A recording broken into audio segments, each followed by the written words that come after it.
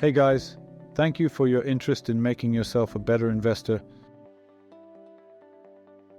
I would like to pick up on Da Vinci's quote as providing sage direction on how much of your financial life should be structured.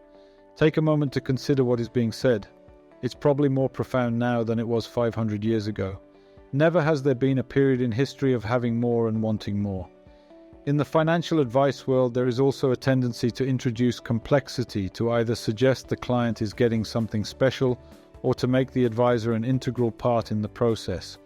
It's more about the advice provider than it is about the client, and again, one gains pricing power over the other.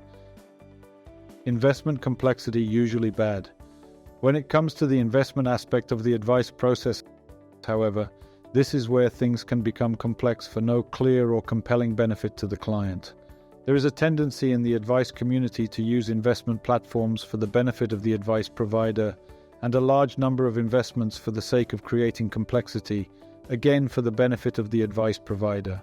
An investment platform, super or non-super, is used by the majority of financial planning practices under the banner of simplifying or streamlining the delivery of advice. This is the story being sold by product providers and accepted by advice practices. Sorry to say, it's more about the product provider and advice practice than it is about the client, as it almost always leads to the client paying more than they need to. Often you will not even be able to interact with the chosen investment platform without an advisor, or where you do, you will have to pay the platform a greater fee. A large number of investment options are often recommended to tailor the portfolio to your unique position based on extensive and robust research, or at least that's the sales pitch. To the client, the portfolio will look complex and sophisticated. Feeling special? The reality is that most of the time the portfolio will not actually be sophisticated at all, just complex, and destined to deliver average performance at a premium price. Client outcome, usually ugly. The problem with this environment is that it comes at a cost to the client, you. While the advice practice gets the efficiency benefits of using the investment platform, the client pays for it via additional investment administration and management fees. The client also pays via additional advice fees to manage the complexity that has been introduced by numerous investment options. If you believe that special investments are necessary for you to feel special, then continue seeking it out and paying for the privilege. If you believe ultimate sophistication can be found in simplicity, then you should also seek it out and you will reap the rewards. Successful investing. Successful investing can be achieved by following three core principles: diversification, low costs, and discipline. By investing in a diversified portfolio of low-cost index funds and maintaining a long-term investment horizon, individual investors can achieve excellent long-term returns without taking on unnecessary risks. The three-fund portfolio is an excellent example of asset allocation that meets all the criteria for successful long-term investing. What is the three-fund portfolio? The three-fund portfolio is built using just three market index funds: total US stock market, total international stock market, total bond market. While it's important to have US stocks in your portfolio, it's also crucial to understand why the three-fund portfolio has exposure to the international stock market and the bond market. Avoiding the home country bias with international stocks. Home country bias is the tendency for an investor to prefer companies from their own country or region. Such investors may overweight their exposure to domestic stocks, which can create an unbalanced portfolio that has greater risk. Home country bias can also cause an investor to miss out on international investment opportunities. By investing in international stocks, investors can avoid home country bias and diversify their portfolio. Why do investors expect higher returns in their domestic market? Investors expect higher returns in their domestic market because they are more familiar with it and have more information about it. This is known as home country bias. For example, the US stock market only constitutes about 50% of the global market, but on average, US investors allocate 80% of their portfolio to US companies. The proportion is even more skewed in the case of smaller countries such as Canada and Australia, where Canadians allocate 60% of their portfolio to the Canadian market, while it only constitutes 3% of the global market. Although US stocks have performed phenomenally well in the last decade, it's important to remember that this trend may not continue indefinitely.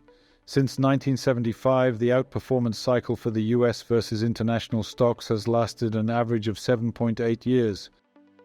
Currently, local stocks are outperforming international ones, but the tide can and will turn someday. Bonds can help cushion the impact of an inevitable downturn. Over the past 90 years, stocks and bonds have only been down together 4 times. Although bonds cannot match the returns of the stock market, their steady and predictable cash flow is a huge boon during stock market downturns. For example, during the subprime crisis of 2007, a portfolio with 100% stocks would have been down by a harrowing 51%. However, a 60/40th portfolio would have only been down by 26%. The 3-fund portfolio is easy to build and works effectively regardless of the size of your portfolio. The most well-established 3-fund portfolio is built using international diversification and bonds. It consists of 3 market index funds building the 3-fund portfolio: Vanguard Total Stock Market Index Fund (VTSX), Vanguard Total International Stock Index Fund (VTIX), Vanguard Total Bond Market Fund (VBTLX). Just by using these 3 funds, you will have exposure to more than 12,000 stocks from all across the world and 10,000 plus bonds, while having an overall expense ratio of less than 0.1%. The key question here is how much to allocate to each fund. While there is no one right approach and the allocations are mostly dependent on your risk profile, the most popular distribution is 50% to the US stock market, 30% to the international markets, and 20% to the bond market. Putting 100% of your portfolio in the US stock market has given the best return over the last 4 decades. However, this comes with hindsight bias, and a 100% stock portfolio has higher volatility and greater drawdown during crashes. The classic 3-fund portfolio gave a respectable 15.2% KGR, compound annual growth rate, while having lower volatility than the S&P 500. If you are closer to retirement, you can skew all the way to the other side and keep 80% of your funds in bonds to minimize your max drawdown. The 3-fund portfolio outperformed approximately 83% of 5,000 randomly selected, comparable, actively managed funds during a 16-year window, according to a study conducted by Rick Ferry in 2013. The 3-fund portfolio is simple to build and can be improved upon by adding some alpha diversification. Lazy portfolios build upon the concept of the 3-fund portfolio by allocating some portion of your portfolio to Small Cap Value Index (FTSE), Emerging Market Index, International Bond Market Index, Real Estate Index. You can beat the vast majority of active funds and fund managers employing complicated strategies. As Da Vinci would say, simplicity is the ultimate sophistication. I would like to end this video by quoting the father of index investing, John Bogle. There may be better investment strategies than owning just 3 broad-based index funds, but the number of strategies that are worse is infinite. Thank you for watching, and remember, health is wealth.